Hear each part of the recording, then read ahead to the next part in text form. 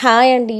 ఎండాకాలం వచ్చిందంటే పిల్లలు ఖచ్చితంగా ఐస్ క్రీమ్ అయితే అడుగుతారండి. బయట కొనుక్కునే ఐస్ క్రీమ్ల కన్నా ఇంట్లోనే హెల్తీగా ప్రిపేర్ చేసుకోవచ్చు. బయట తినే ఐస్ క్రీమ్లలో ప్రిజర్వేటివ్స్ ఇంకా కెమికల్స్ చాలా వాడుతుంటారు కాబట్టి హెల్త్కి అంత మంచిది కాదు. ఎప్పుడో ఒకసారి అంటే ఏం కాదు కానీ బట్ ఈ రకంగా ఇంట్లోనే ప్రిపేర్ చేసి పెడితే చాలా ఇష్టంగా తినేస్తారు ఇంట్లోనే. సో ఈ వెనీలా ఫ్లేవర్ ఐస్ క్రీమ్ చాలా బాగా కుదిరిందండి. తప్పకుండా మీరు కూడా ఒకసారి ట్రై చేసి చూడండి. సాఫ్ట్గా క్రీమీగా ఇంట్లోనే ప్రిపేర్ చేసుకోవచ్చు. 1 లీటర్ కంటే కొంచెం తక్కువ పాలండి. 750 ml పాలు ఇవి. సో ఇవి వచ్చేసి గేదె పాలండి, మేము డైలీ తీసుకునే మిల్క్ ఇవి. వీటిని నేను ఇప్పుడు ఒక బౌల్లోకి తీసుకున్నాను. మీరు కావాలంటే ప్యాకెట్ మిల్క్ కూడా తీసుకోవచ్చు, బట్ ఇవి ప్యూర్ గేదె పాలండి. సో ఇందులోకి నేను ఇప్పుడు ఒక 2 నుంచి 3 స్పూన్ల వరకు కార్న్ఫ్లోర్ని తీసుకొని ముందుగానే పాలల్లో ఇలా వేసి కలుపుకొని పెట్టుకుంటున్నాను. కార్న్ఫ్లోర్ లేని వాళ్ళు గోధుమ పిండిని కూడా యూజ్ చేయొచ్చు.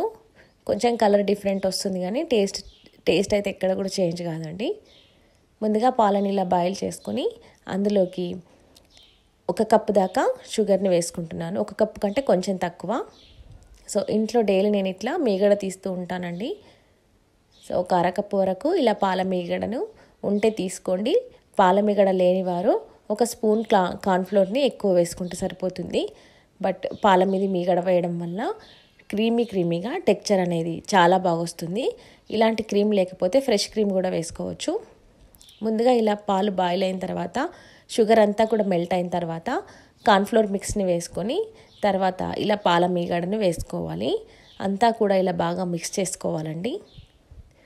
అంతా కూడా ఈ విధంగా బాగా కలిపేసుకొని ఇలా థిక్గా అయ్యేంత వరకు ఉడికించి తర్వాత ఫ్లేమ్ ఆఫ్ చేసుకుంటే సరిపోతుంది.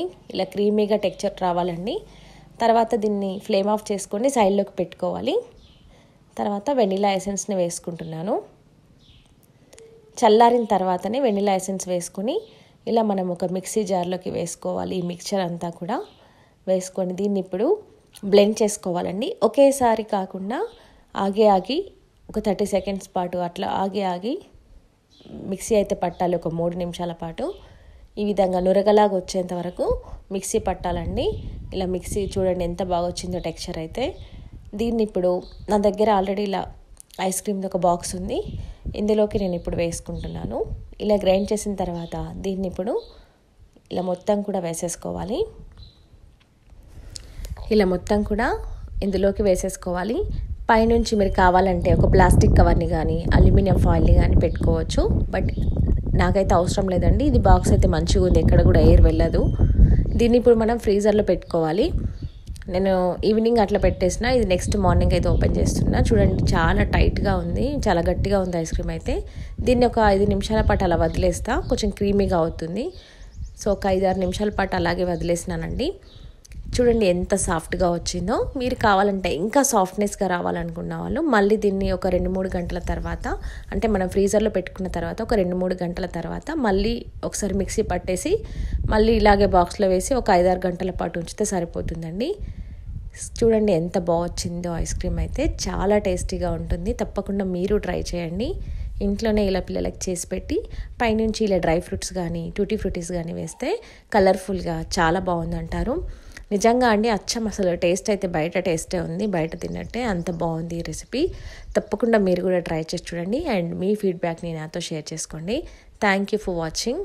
వీడియో నచ్చితే లైక్ చేయండి. మరిన్ని వీడియోస్ కోసం బెల్ ఐకాన్ క్లిక్ చేయండి. మన ఛానల్ని మీ ఫ్యామిలీ మెంబర్స్కి మీ ఫ్రెండ్స్కి షేర్ చేయండి. Thank you.